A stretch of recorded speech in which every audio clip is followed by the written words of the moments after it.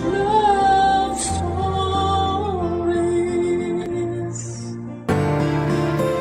Ang pagkakaroon ng marangal na trabaho ay importante lalo na kung meron tayong tinataguyod na pamilya. At mahalaga kahit na magkano ang kita natin dito dahil para naman yon sa kanila. Ikaw kabarangay, meron ka bang inspirasyon sa buhay para lalong magsikap sa iyong pagtatrabaho? Dear Papa Dudut, naranasan niyo na bang pasanin ang daigdig? Marahil sa iba ay masyadong mabigat ang tanong na ito. At baka isipin nila na may iba pa na mas mabigat ang pinagdaraanan kesa sa akin para masabi ko ang bagay na yan. Pero base sa mga naranasan ko bilang isang breadwinner ay sari-saring malungkot at mahirap na sitwasyon ang pinagdaanan ko sa kamay ng sarili ko pa talagang ina at kapatid. Kaya nga Papa Dudut, importanteng kumustahin din natin yung miyembro ng pamilya natin na mukhang matatag. Pero kinakaya na lang pala ang lahat. Bago ko umpisahan ang pagkukwento ko sa buhay ko ay pabati muna ng isang magandang tanghali sa inyo at sa mga kabarangay natin. Ako po si Stacy, 22 years old, taga Pasig at nagtatrabaho bilang call center agent. Marami nagsasabi na maswerte ako sa trabaho ko dahil nasa opisina raw, di aircon at hindi masyadong nag-iisip. Kasi sumasagot lamang ng tawag at malaki raw ang sinasahod. Pero sa totoo lang ay marami-rami rin akong iniluha sa mahigit 3 taong ko bilang isang ahente. Hindi naman kasi lahat ng mga sinasabi nila ay totoo, Papa Dudut. Walang madaling trabaho at madalas ay nakaka-frustrate. At Papa Dudut, mas nagiging doble ang hirap at pagod pag mismong pamilya mo ang hindi nakakaintindi sa pinagdaraanan mo.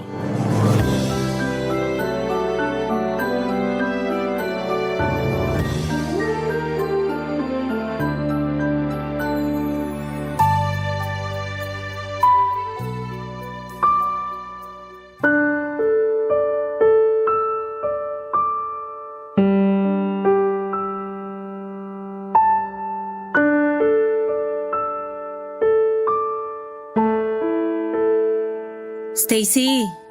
Stacy, nak! Gising! Nay, bakit po? Anong bakit po? Siyempre may kailangan ako sa'yo kaya kita ginigising. Pero parang katutulog ko lang kanina tapos ginising niyo na ako agad. May hirapan na naman ako nitong makatulog eh. Eh di magpatugtog ka na lang o kaya makinig ka nung ASMR ba yun para mabilis kang makatulog. Dami mo pang sinasabi dyan, akala mo naman krimen ang paggising sa'yo. Pagod lang po ako sa trabaho, Nay. Sana maintindihan niyo. Pagod din ako sa mga gawain dito sa bahay. Pero hindi ako nagreklamo sa inyo magkakapatid tungkol sa bagay na yon. Alam mo kung bakit? Kasi responsibilidad ko yon bilang nanay nyo. Tungkulin ko yon bilang ilaw ng tahanan. Tapos ikaw akala mo kung sino ka makapagsabi ng pagod? Natural, wala namang trabaho na pasarap lang eh. Ultimong mga boss na papagod din, oy. Hirap namang magsabi ng feeling sa inyo, Nay. Dami niyo na agad sinasabi. Ako nga, tigil-tigilan mo sa ganyang mga sagutan mo, Stacy. Huwag mo rin ako niyayabangan porke ikaw ang nagtatrabaho sa pamilyang to. Saan naman po nanggaling yung niyayabangan? Wala po akong ginagawa sa inyo. Basta. Yun ang pakiramdam ko at bilang isang nanay, ang sakit sa kalooban na walang respeto sa akin yung anak ko. Ano po ba kasi yung kailangan nyo para matapos na tayo? Ano kasi, nak? Hingin ko lang sana yung perang pang tuition ng kapatid mo ngayong pasukan. Saka kung pwede, dagdagan mo naman yung allowance nila kasi kinukulang ako sa pagbabudget. Po? Ngayon na po ba yung enrollment ni Cyrus? Nak, ikaw nang bahala sa mga kapatid mo kasi ikaw lang naman ang may trabaho sa atin. Pero Nay, kulang pa po yung pera ko rito. Sa makalawa pa yung sweldo namin eh. Ha? Wala ka bang naitatabi dyan? Sinabi ko naman sa'yo na ngayong araw yung enrollment ng kapatid mo. Paano na yan? Sinabi niyo po ba? Hindi ko kasi natandaan. Ako tong nasa 40 na pero mukhang ikaw tong mas ulyanin sa ating dalawa. Pasensya na po kayo. Marami lang po akong iniisip tapos pagod pa ako madalas sa shift ko. Kaya medyo nagiging makakalimutin ako. Wala akong pakialam.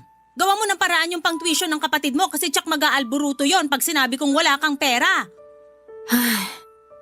May naitabi pa naman po yata ako rito. Teka, kunin ko lang po. Sabi na meron yan eh. Ikaw pa ba? Imposibleng mawalan ka. Pang emergency fund po to, Nay.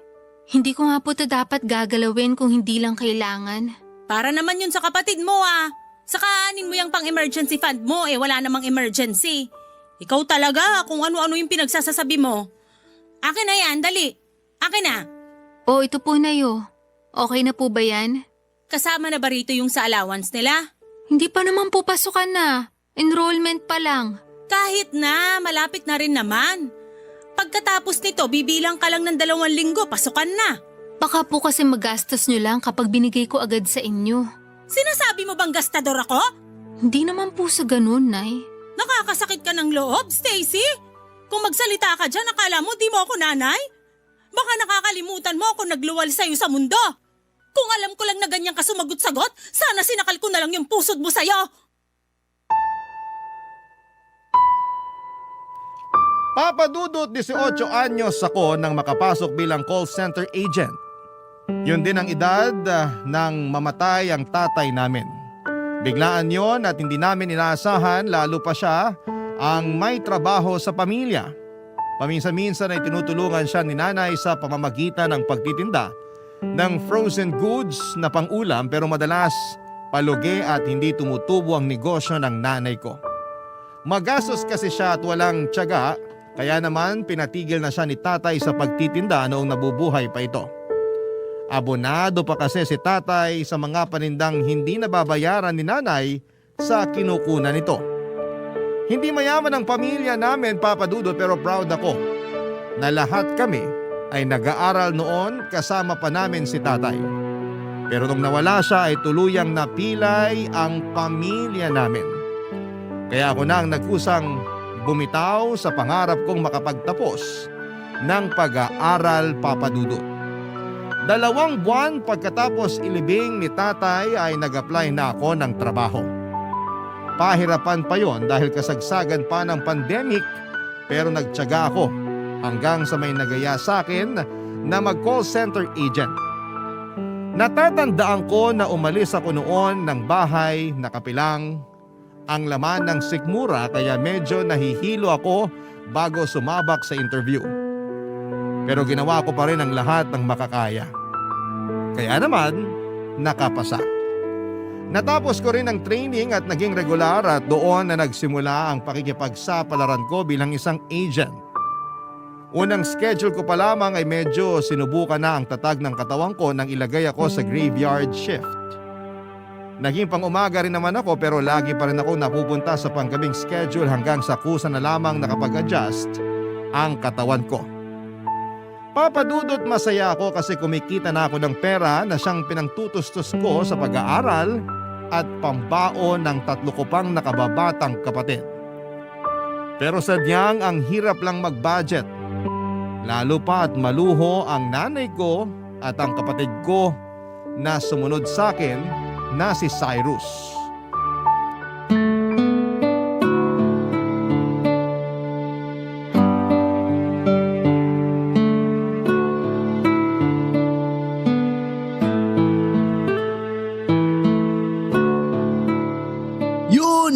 Naku, bopols naman ito.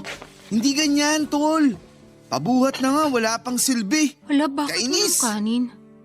Cyrus, nagsaing ba kayo? Ay naku, hindi talaga marunong tong ugok na to eh. Cyrus, kinakausap kita. Ano ba yun, te? Istorbo ka naman. Kita mong may ginagawa ako. Ano ba yung ginagawa mo? Naglalaro ka lang naman. Ayan, natalo tuloy ako. Kasalanan mo to, ate. Wala akong ginagawa sa'yo ah. Dinadaldal mo kasi ako kaya na-distract ako. Nagtatanong lang naman ako. Ano ba kasi yung tinatanong mo? Kung hindi pa kayo nagsaing. Wala man lang kanin dun sa kaldero. Nagsaing kami, pero baka naubusan ka na. Bakit yun naman ako inubusan?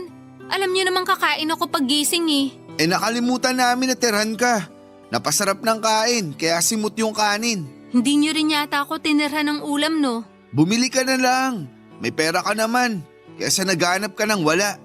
Damay mo na rin ako sa orderin mo, te. Nagutom ako bigla. Ano? Kung makaano ka, akala mo may patago kang pera, ah. Tsaka nagtitipid ako, Cyrus. Hindi ako pwedeng basta gumastos lang. Ang damot mo naman. Ako pa talaga yung madamot? Totoo naman eh. Di ka na nga ng libre kung ano-ano pang sinasabi mo. Kapal naman ang mukha mo. Baka nakakalimutan mo na ako ang ate sa ating dalawa. Hindi ko kaya yun nakakalimutan. Saka ikaw nga ang ate. Kaya dapat ikaw ang manlibre. Ikaw tong may trabaho at sweldo tapos ang kuripot mo.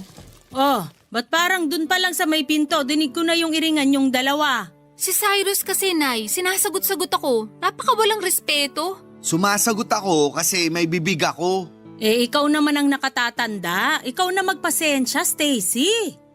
O, dali, tingnan niyo tong mga pinamili ko. Pinamili? Oo, kasi nag-sale yung malapit na mall dyan, kaya pinuntahan ko na. Bihira lang naman mangyari yun, kaya bumili na ako. Meron po kayong pera? Ano pong pinambayad nyo dyan, Nay? Meron. Yung sweldo na binigay mo sa akin. Pero di ko naman inubos lahat dito. Baka sabihin mo naman dyan ay... Sigurado akong may sasabihin na naman si ate. Kasi pinang-shopping niyo yung pera na binigay niya sa inyo, Nay. At bakit? Wala na ba akong karapatang magsalita? Pero ko naman yan at para yan sa bahay natin. Hindi yan para pambili ng kung ano-ano, Nay. Laki-lakihan mo kasi yung bigay mo para naman may pang-shopping ako, nak. Naku, sa kuripot ni ate. Ayaw nga niya akong ilibre ng merienda, Nay. Kung nga hindi nyo tinirhan ng pananghalian tapos gusto mo ilibre kita? Ano ka, siniswerte? Nay, oh! Ay, bumili ka na lang sa labas, Stacy. May pera ka naman eh. Liit-liit na bagay, hilig mong palakihin.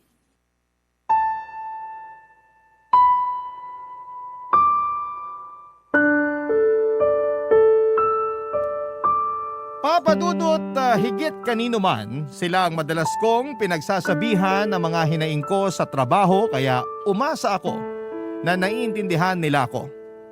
Akala ko kasi kapag mas naging open ako sa pamilya ko ay makikita nila yung pinanggagalingan ko at mauunawaan nila ang sentimiento ko.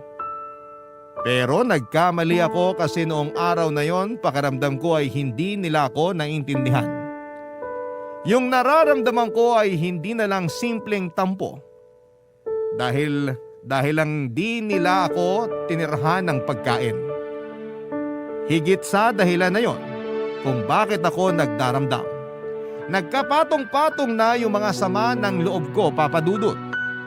Nakakalungkot na madalas sila pa ang dahilan kung bakit ako nahihirapan.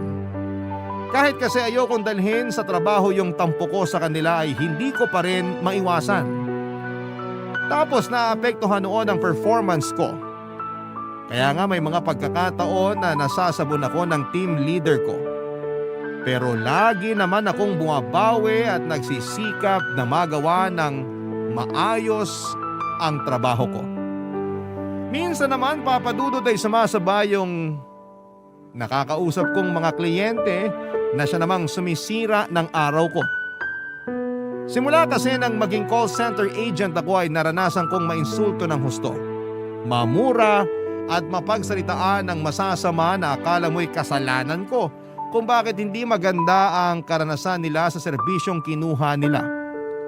May iilan din naman na maayos kausap pero karamihan ay akala mo ay nabili nila pati ang kaluluwa mo. Sila pa yung mga mabababa ang tingin sa mga tulad namin na nagtatrabaho. Barangay Love Stories. Barangay Love Stories. Kahit na nagtatrabaho na ako ng mga panahong yun at kumikita ng pera ay gusto ko pa rin makapagtapos ng pag-aaral. Gusto ko kasing maging teacher pero alam kong kailangan kong isantabi ang pangarap na yon. Dahil ang sabi ng nanay ko ay unahin ko munang pagtapusin sa kolehiyo ang kapatid kong si Cyrus. Pumayag na lamang ako kahit na may tampo ako kasi halata namang paborito ni nanay ang kapatid kong yon. Palibhas ay gwapo si Cyrus at madalas naman ang mga pageants simula elementary hanggang senior high school. Siyempre kasama si nanay sa kasikatan ng kapatid ko sa lugar namin dahil lagi siya nitong buntot sa tuwing may sinasalihan si Cyrus sa eskwelahan man o sa barangay namin, Papa Dudut. Masaya naman ako sa mga achievement ng kapatid ko kaya buwang tiwala ko na pagbubutihin niya ang pag-aaral. Kasi kung loloobin siya yung unang makakapagtapos ng kolehiyo sa pamilya namin. Alam ko na kahit nawala na si tatay, proud pa rin siyang papalakpak sa langit para kay Cyrus. Kaya nga bilang ate niya ay ginawa ko talaga ang lahat para maibigay lang ang pangangailangan niya. Hindi mahirap sa akin na bigyan siya ng ekstrang pera pag nagkulang ang allowance niya, lalo na kung kailangan niya talaga. Sinabi ko noon sa sarili ko na wala akong hindi kakayaning gawin para sa mga kapatid ko, Papa Dudut.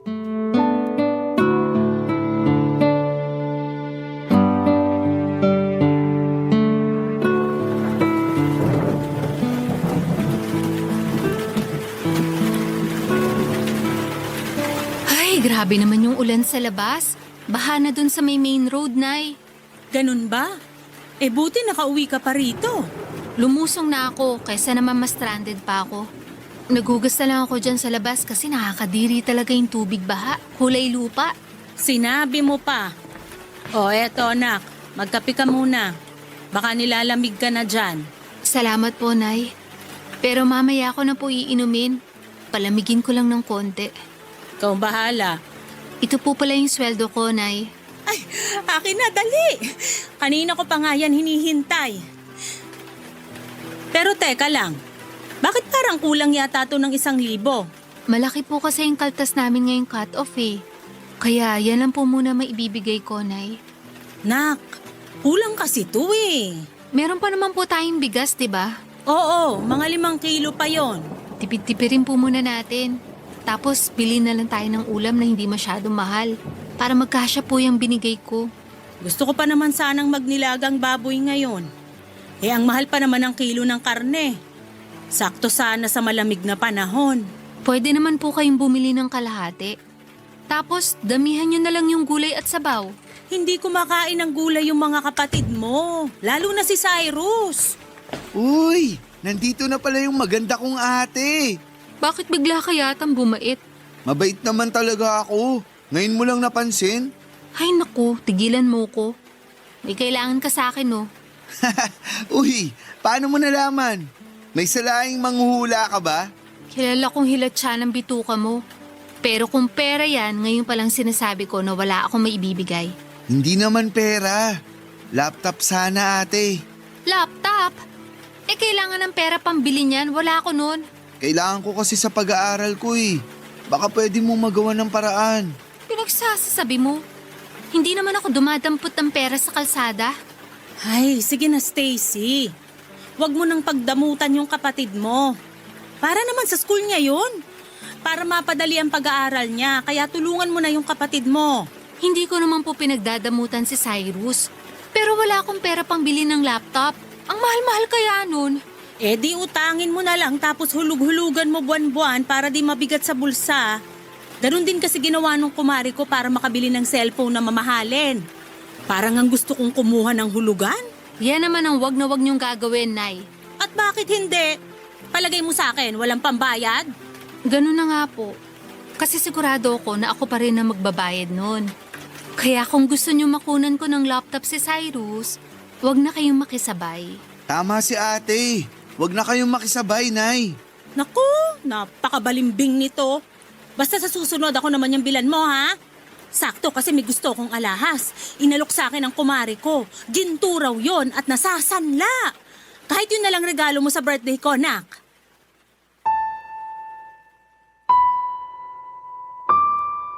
Nang mga panahong yon ay 1 taon pa lang ako nagtatrabaho bilang call center agent.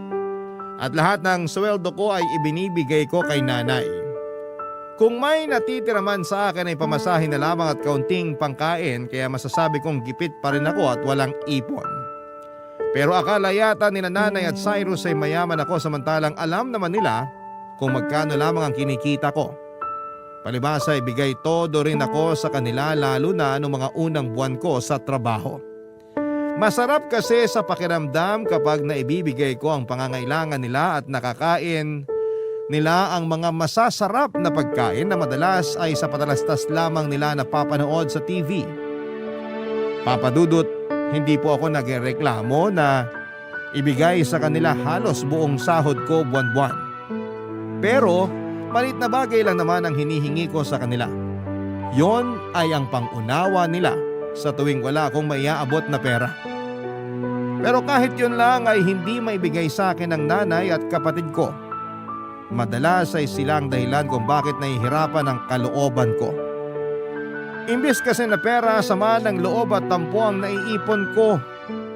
At hindi pa talaga nakontento ang kapatid kong si Cyrus sa pagpapasama ng loob ko dahil nilubos-lubos pa niya Papa Dudut.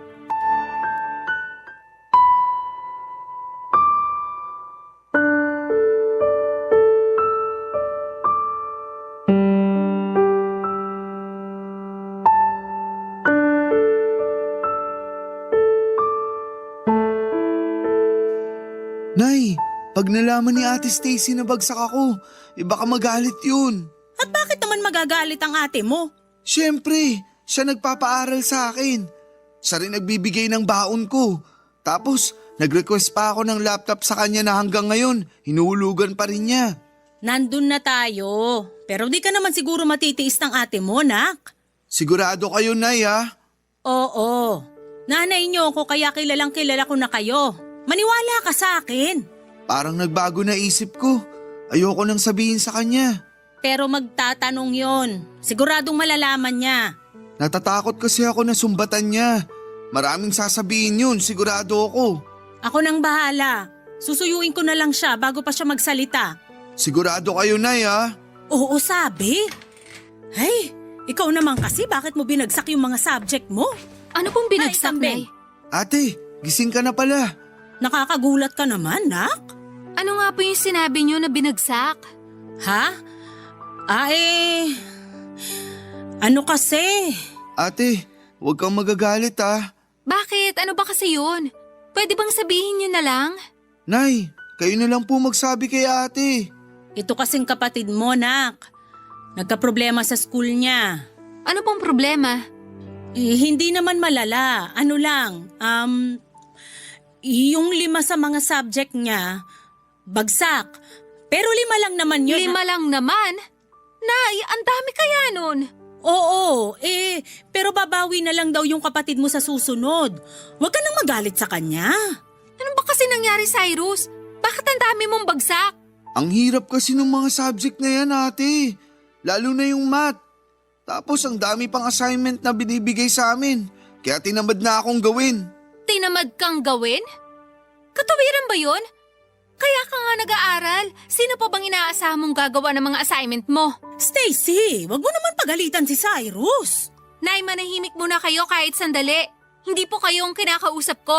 Aba, talaga namang... Gusto mo bang malaman ng totoo? Kasi ayoko na mag-aral. Tinatamad na ako. Pagod na akong pumasok sa pesteng eskwela na yan. Kaya wala na akong pakialam kung bagsak man ako. Ay, sira ulo ka pala. Stacy, wag mo nasaktan si Cyrus. Ikaw ang ate kaya ikaw ang dapat umintindi sa kapatid mo. Paano ko po iintindihin yung katuwiran niya? Tinamad pumasok? Ayaw na mag-aral? Nagpapakahirap ako magtrabaho para lang mapag-aral ko yung mga kapatid ko. Lahat ang kailangan nila binibigay ko sa abot na makakaya ko tapos ganito lang ang igaganti nila sa akin? Sige nga, paano ko iintindihin yun, Nay? Sa tono mo parang nanunumbat ka. Tama ba yan? Porke ikaw itong may trabaho at kumikita, akala mo kung sino ka na? Wala na bang karapatang manumbat? Kayo na ang may sabi. Ako ang nagtatrabaho at kumikita sa pamamahay na to. Kaya meron akong karapatang magalit sa pinagagagawa ng anak nyo. Ikaw, Cyrus, sinasabi ko sa'yo, pangatawanan mo yung desisyon mo dahil hindi na kita tutulungan. Sinayang mo lang yung pagtitiwala ko sa'yo. Hindi ko naman kailangan ng tulong mo eh. Papatunayan ko sa inyo na kaya kong tumayo sa sarili kong mga paa. Papa Dudut, naiyak na lamang ako sa labis na pagkadismaya sa mga bagsak na subject ni Cyrus. At mas nadagdagan lang ang inis at sama ng loob ko sa kanya dahil sa mga baluktot niyang katuwiran na pilit tinutuwid ni nanay ng kampihan niya at konsintihin ang kapatid ko. Saan ka naman nakakita ng magulang na mas naggalit pa sa anak na nagpapaaral kesa sa anak niyang tinamad na mag-aral? Tanging nanay ko lang yata ang ganon kaya pati sa kanya ay naiinis na rin ako. Bukod doon, Papa Dudut ay sinabihan niya pa akong nanunumbat. Kung tutuusin ay may karapatan naman talaga akong manumbat dahil pinagtrabahuhan ko ang perang pinang-aaral at pinangbabaon ng kapatid ko. Pero ang mas nangibabaw na pakiramdam ko ng mga oras na yon ay ang lungkot, Papa Dudut. Pakiwari ko ay wala kong boses sa pamilya namin. Yun bang wala kong karapatang magsabi ng opinyon dahil sila pa rin ang masusunod. Pakiramdam ko ay nag-iisa lamang ako sa pamamahay namin at walang gustong makinig sa saloobin ko. Na walang halaga ang nararamdaman ko sa mga taong importante sa akin. At kaya ganun lang nila ako pakitunguhan kasi alam nilang hindi ko sila kayang tiisin. Totoo naman dahil may sa pusong mamon ako. Mana ako sa tatay ko Kaya alam nila na hindi ako magtatanim ng galit sa kanila at babalik din kami sa dati. Na para bang walang nangyari kahit na masama ang loob ko. Barangay Love Stories. Barangay Love Stories. Papa Dudut, nagpatuloy ang iringan namin sa bahay dahil sa pagkampi ni nanay kay Cyrus at pagkonsente sa kapabayaan nito sa pag-aaral. Ilang beses niyang sinabi sa akin na ako ang nakatatanda kaya dapat ay mas iniintindi ko ang nakababata kong kapatid. Pero nagmatigas ako dahil masama ang loob ko na hindi naman pala pinahalagahan ni Cyrus ang paghihirap ko para lang mapaaral siya. At mas lalo akong nadismaya sa kapatid kong yon nang tuluyan na siyang huminto sa pagpasok niya sa eskwelahan. Ni hindi na niya nagawang tapusin ang senior high school niya kaya naggalit ako sa kanya. Sa kabila ng lahat ay alam kong hindi ko pa rin siya mapipilit na gawin ang bagay na ayaw niyang gawin. Kaya naman hinayaan ko na lamang siya sa kagustuhan niya at yun nga ay ang magtrabaho para kumita na ng pera. Sa isip ko ay hindi lang naman siya ang kapatid ko. Meron pa akong 2 nakababatang kapatid na pwede kong tulungang makapagtapos ng pag-aaral, Papa Dudut.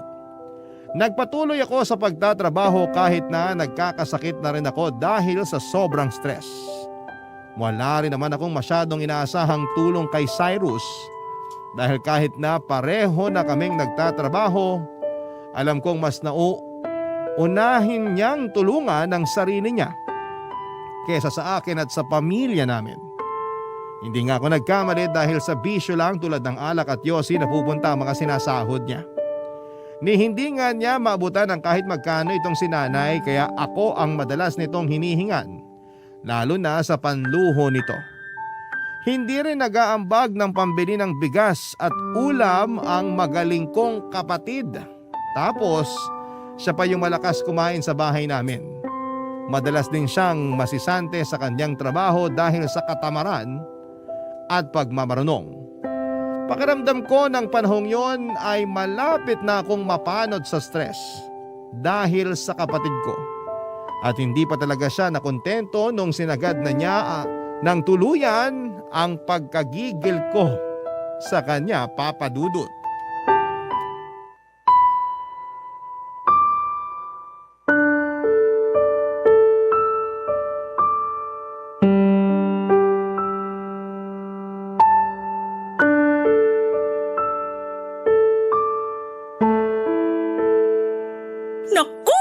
Excited na ako sa magiging apo ko. Proud talaga ako sa'yo, nak. Kasi ikaw ang unang magbibigay ng apo sa akin. Pero Nay, baka kung ano na naman masabi ni ate ha. Ano naman sasabihin niya, hindi naman siya yung buntis. Tumigil nga siya. Nandito na po ako. Grabe yung nangyari dun sa nasakyan kong UV Express. Ay, sandali. Binilan mo ba ako ng masarap na tinapay na pinasalubong mo sa amin nung nakaraan? Ay naku, nakalimutan ko po, Nay. Nako, sa dami naman ang kakalimutan mo yung patalaga. Nung nakaraang araw wala ka ring dala. Tapos pati ba naman ngayon? At talagang mas concerned pa kayo sa tinapay na yon kesa sa sarili niyong anak, Nay? O bakit? Wala naman nangyari sa'yo ah. Ibang klase talaga kayo. Minsan naiisip ko kung mahal niyo ba talaga ako kasi anak niyo ko o dahil lang may pakinabang ako sa inyo. Ano bang pinagsasasabi mo? Palagay mo sa akin, ganun kasamang ina? Hindi po, pero yun kasi ang pinararamdam niyo sa akin. Mas mahal niyo pa yung anak niyong puro sakit lang ng ulo ang binibigay sa inyo. Nananahimik ako rito ate ha. Totoo naman ang sinasabi ko ah. Bakit, nasaktan ka ba? Kapag di ka pa tumigil dyan, papatulan na talaga kita. Sige, gawin mo. Akala mo hindi ako marunong lumaban ha? Magtigil na nga kayong dalawa. Si Ate Stacy yung pagsabihan nyo. Nananahimik ako rito, biglang nagpaparinig. Parang tanga. Stacy, tumigil ka na ah. Sige, kampehan niyo na naman yung paborito niyong anak. Sanay naman ako na binabaliwala niyo eh. Sanay ka naman pala, bakit nagagalit ka pa? Kasi ang unfair niyo. Anak niyo rin naman ako pero kontratuhin niyo ako para lang akong gatasan dito. Mabait lang kayo sa akin kapag may naibibigay akong pera sa inyo eh. Pero pag wala, hindi niyo na ako nirerespeto. Sabihin niyo nga, ampun niyo ba ako? Kasi kung oo, baka maintindihan ko ba kung bakit ganyan ang ugali niyo sa akin? Pinagsasasabi mo dyan. Walang ganon. Anak kita, sa akin ka nang galing. Muntik pa nga ako mamatay nung iniiri kita tapos sasabihin mo lang na ampon ka? Baliw na babae to ah. Alam mo, masyado lang mainit ang ulo mo. Kumalma ka nga, Stacy. Maupo ka kasi may babalita kami ng kapatid mo sa'yo. Ano yun? Ikaw na magsasabi o ako, Cyrus? Ikaw na, Nay. Parang kinakabahan ako sa sasabihin yung dalawa. Nangyari na kasi to nung bumagsak ka sa mga subject mo sa school. Iba naman yung ngayon. Sigurado akong matutuwa ka, anak. Kasi magiging auntie ka na. Ano pong sabi niyo? Nakabuntis ako ate. Magkakabibi na ako. Ha? Paano nangyari yun? May girlfriend ka? Meron. Nabuntis ko na nga, di ba? Pero ang bata mo pa. Paanong bata pa? Nakabuntis na nga yung kapatid mo. Nay, paano bubuhayin ni Cyrus yung magiging anak niya? Napaka-irresponsable niyan. Walang ginawa kundi magbisyo at hindi marunong tumulong sa pamilya natin. Tingnan niyo, wala na nga ulit yung trabaho tapos nakuha pa niyang bumuo ng sarili niyang pamilya. Sino mabuhay noon, ako? Pwede ba? Huwag kang ang masyadong OA. Saka nasa edad na rin naman ng kapatid mo. Kaya na niya yan. Hindi ako naniniwala kasi hanggang ngayon wala pa rin siyang napapatunayan sa akin. Hanggang ngayon, puro lang sakit ang ulo ang nakukuha ko sa anak niyong yan. Tapos nagdagdag pa talaga siya ng responsibilidad. Bakit ba ganyan ka magsalita? Blessing yung bata. Ewan ko sa inyo, Nay. Puro na lang talaga problema tong pamamahay na to. Malapit na ako makalbo sa inyo.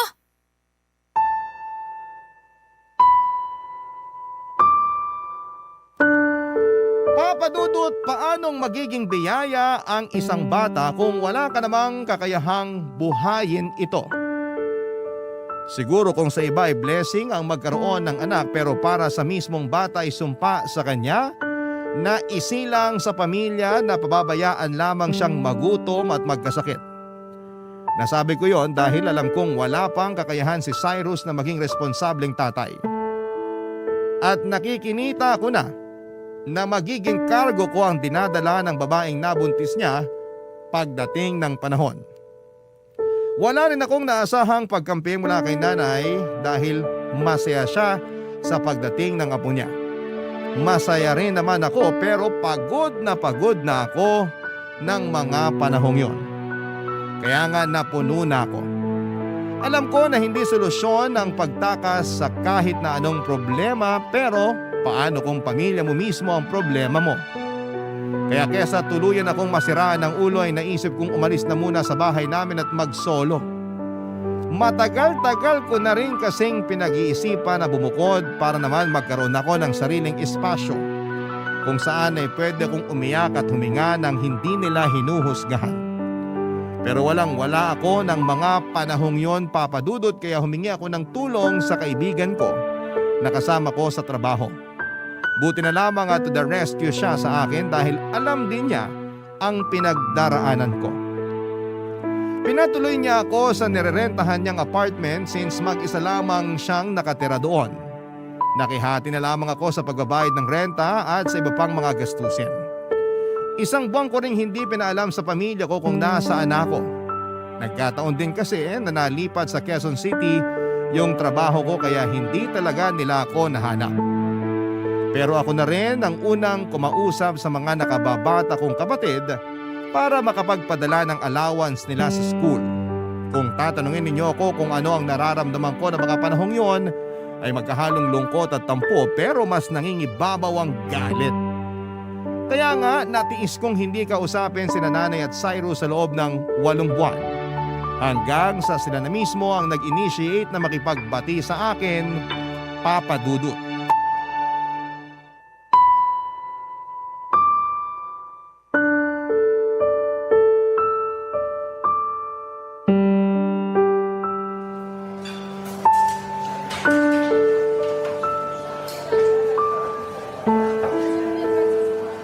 Nak, buti na lang pumayag ka na makipagkita sa amin ni Cyrus. Namiss ka namin eh. Kamusta ka na ba? Okay lang po, Nay. Kayo po, kumusta? Ito, ang laki ng pagsisisi namin ng kapatid mo kasi huli na nung na-realize namin na mahalaga ka pala sa amin. Nung umalis ka, ibang-iba na yung bahay natin. Bigla akong naramdaman na parang nawalan ako ng anak at hindi ko pala kaya yon kaya patawarin mo sana kami. Pasensya na po kayo kung umalis ako sa atin. Kung hindi ko po kasi ginawa yun, baka mabaliw na ako. Alam ko may kasalanan din ako kasi iniwan ko kayo. Sorry po, Nay.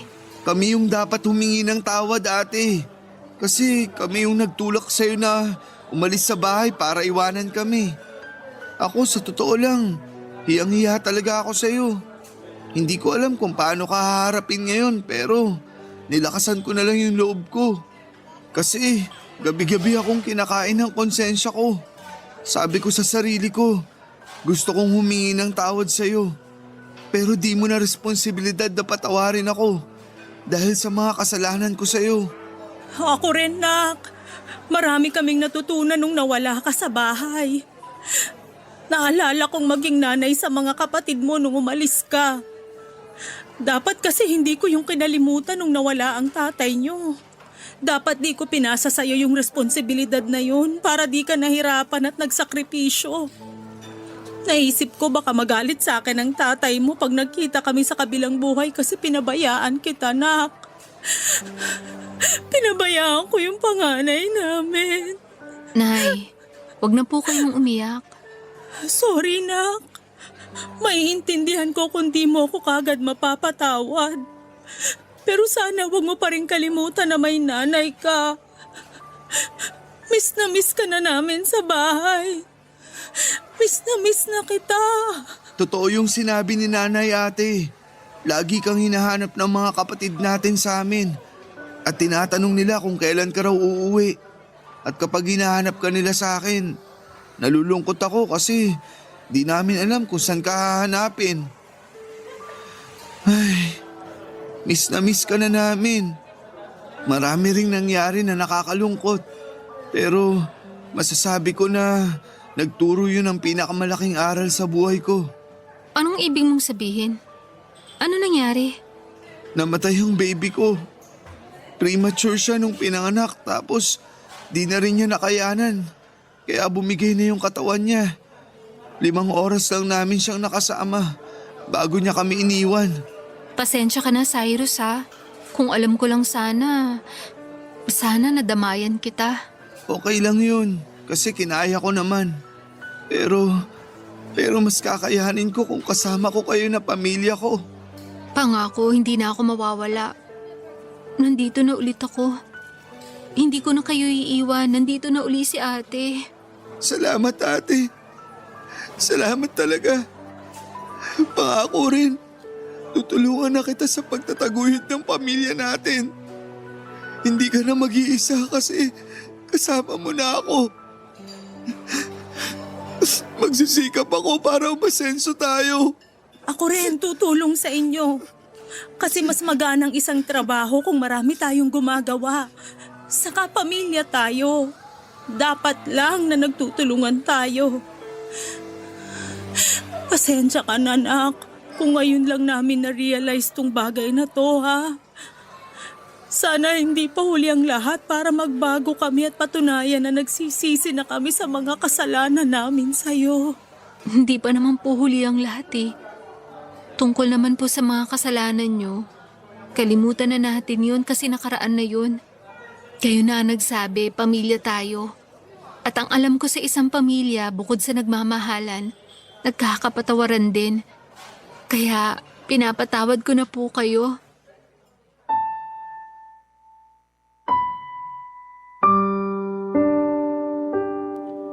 Papa Dudut, napakagaan sa pakiramdam. Napatawad ko na sina Nanay at Cyrus. Pamilya ko pa rin sila at hindi ko sila kayang tiisin ng ganon katagal. Marami lang talagang pumipigil sa akin noon na unang mag-reach out sa kanila. Pero nasa plano ko na rin nakausapin sila noon. Masaya lang ako dahil sila ang nagkusa. Mas lalo kong na-appreciate ang ginawa nila at bagaman may malungkot silang binalita sa akin, alam kong mas makakaya naming harapin ang bawat pagsubok sa buhay namin ng sama-sama. Pamilya, Papa Dudut, ang takbuhan natin sa oras ng kagipitan at pangangailangan. Kaya nga dapat maging kakampi natin ang isa't isa. Sa mga magulang ay dapat magmumula ang pagbubuklod-buklod ng bawat miyembro at hindi ang pagkawatak-watak. Yun ang mga natutunan kong aral mula sa mga naranasan ko sa buhay. At yun din ang gusto kong ibahagi sa mga kabarangay natin ngayong araw. Bukod doon ay natutunan ko rin po ang tamang pagtulong. Yun bang hindi mo kailangang ibigay ang lahat kung ikaw lang din ang mawawalan sa dulo. Kaya nga may kasabihan na you cannot give what you don't have. Okay lang mapagod at magpahinga at unahin ang sarili para lalo kang mas makatulong sa iba. Isa pong mahigpit na yakap para sa lahat ng mga breadwinner. Saludo ako sa inyo dahil katulad ninyo ko. Sana nakukuha ninyo ang suporta na kailangan ninyo mula sa inyong pamilya. Higit sa lahat ay sana hindi ninyo sinosolo ang responsibilidad lalo na kung pwede naman nila kayong tulungan.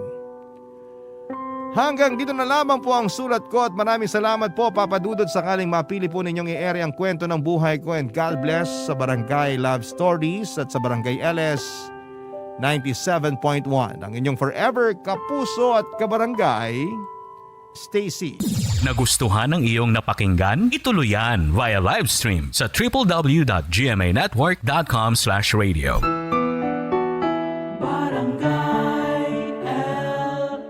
In Mega Manila, 97.1. Forever.